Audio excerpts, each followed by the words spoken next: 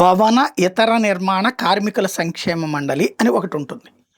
మనందరం ఇక్కడ షాపుల్లో వాళ్ళందరి దగ్గర నుంచి వసూలు చేసిన డబ్బుల్లో నుంచి దానికి ఒక ఫండింగ్ ఉంటుంది. అంటే ఈ కూలి పనులు ఇవన్నీ చేసేటటువంటివి ఉంటాయి కదా! భవన నిర్మాణ పనులు ఇవన్నీ గూడా. దాంట్లో నుంచి కొంత అమౌంట్‌ని బిల్డర్ల దగ్గర నుంచి తీసుకొని వసూలు చేసుకొని అయంతా ఓ ఫండింగ్‌గా పెడతారు. ఇందులో జమ అయినటువంటి వాళ్ళందరికీ గూడా దాదాపుగా 20,00,000 మంది దాకా ఉన్నారట కార్మికులు. దాంట్లో రిజిస్టర్ అయ్యి ఉన్నటువంటోళ్ళు. వాళ్ళకి ఏదైనా చనిపోయినప్పుడు ఇంతనీనో, లేకపోతే కష్టాల్లో ఉన్నప్పుడు ఎంతో ఇవ్వాలి. అట్లాంటివి ఏమైనా చేస్తున్నారంటే చేయట్లేదు.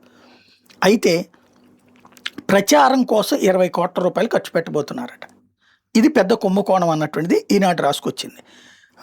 ఒక్క పథకం సంక్షేమ మండలి ద్వారా ఒక్క కార్మికుల కోసం ఒక్క పథకం లేకపోయినా ప్రజాం పేరుతో 20,00,00,000 ఖర్చు చేసేందుకు కార్మిక శాఖ సిద్ధమైంది. మండలికి చెందిన ఒక కీలక నేత, శాఖకు చెందిన మరో ముఖ్య నేత కలిసి బోర్డు నుంచి 20,00,00,000 చెల్లించేందుకు ఆమోదం తెలిపారు.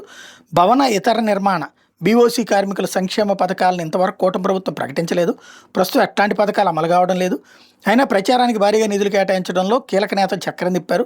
కమిషన్ల కోసమే ఈ ప్రచారానికి తెరదీసినట్టు ఆరోపణలు ఉన్నాయి. ఆటోలకు వెనక భాగం, బస్సు షెల్టర్లు, పెయింటింగ్స్, బస్టాండ్లు, ఆసుపత్రుల స్క్రీన్ల మీద స్క్రోలింగులకు ఈ మొత్తాన్ని చెల్లించాలని నిర్ణయించారు. చివరికి అన్న క్యాంటీన్లో స్క్రోల్ వేయడానికి కూడా డబ్బులు ఇస్తున్నారు. అంటే కార్మికుల కోసం ఖర్చు పెట్టాల్సిన సొమ్ముని అప్పనంగా ఖర్చు పెట్టేస్తున్నారు. అయితే ఇది ఇప్పుడున్న ప్రభుత్వమే కదా ఖర్చు పెడుతోంది.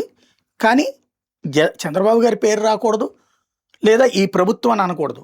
ఇది అధికారి తప్పు. అదే జగన్ టైంలో జరిగితే జగను సో వైఎస్ఆర్ కాంగ్రెస్ పార్టీ నాయకులు, ఇక్కడ కనీసం తెలుగుదేశం నాయకుడు అని కూడా రాయట్లేదు. తెలుగుదేశం వాడు కాకుండా వైఎస్ఆర్సీపీ వాడు చేస్తాడా ఎమ్మెల్సీలో కీలక నేత అంటే?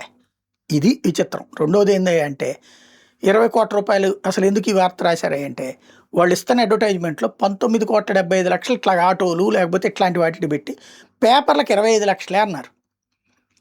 అదే పేపర్లు టీవీలకు గనక ఓ 15 కోట్లు, ఈ ఆటోలకు వీటన్నిటికి కలిపి ఒక 5 కోట్లు అంటే గనక ఈనాడు కూడా హర్షించేది. నిజంగా వీళ్ళు కార్మికుల కోసం ఏమైనా చేస్తున్నారా కార్మిక సంక్షేమ శాఖ?